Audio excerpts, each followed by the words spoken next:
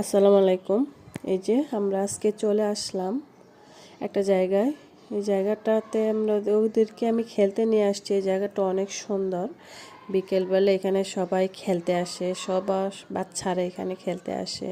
দেখুন আমার মেয়েটা কি করছে, ওকে আমি বারবার বলছিলাম যে তুমি পড়ে যাবে, ব্যথা পাবে, কিন্তু ও আমার কথা শুনছে না, এরকমই করছে।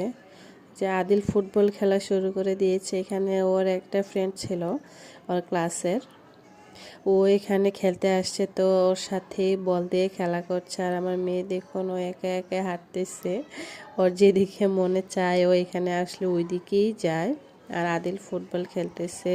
ওদেরকে বলছিলাম যেন আরও কাছে এসে আস্তে আস্তে খেলে, যেন এখানে অনেক মানুষ আছে, যেন কারণ উপরে না পড়ে যায়। এই জন্য এই জায়গাটা কিন্তু সত্যি অনেক সুন্দর, মানে এখানে আসলে অনেক ভালো লাগে। আর ওরাও এখানে আসলে অনেক খুশি হয়, এখানে খেলতে চায়, এসে অনেকক্ষণ থাকতে চায়।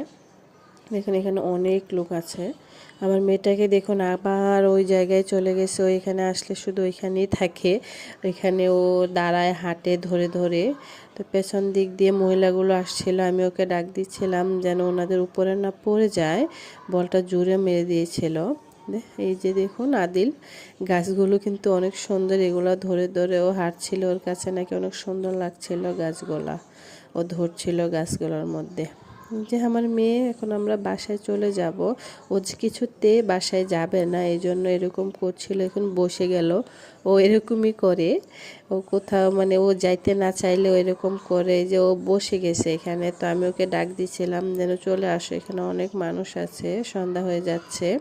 আর আমার ছেলেও চলে আসে, বলতেছে আম্মু আসে না। এই জন্য ও ঘুরতেছিল আর বলতেছিল ও আসে না, ও রাগ করেছে। দেখুন ও রাগ করলে এরকম করে, ওই যে ঘাড় নিচা করে ওই হাঁটে। আমার মেয়েটা এরকমই, ও ঘাড় নিচা করে হাঁটে। ওকে বলেছিলাম চুলগুলা ঠিক করো। তো এখন আমরা বাসায় যাব। ওরা দুইজনে এখন গাছগুলো ধরে আসছিল। যা দিল আসলো, মানে ভাই যেটা করবে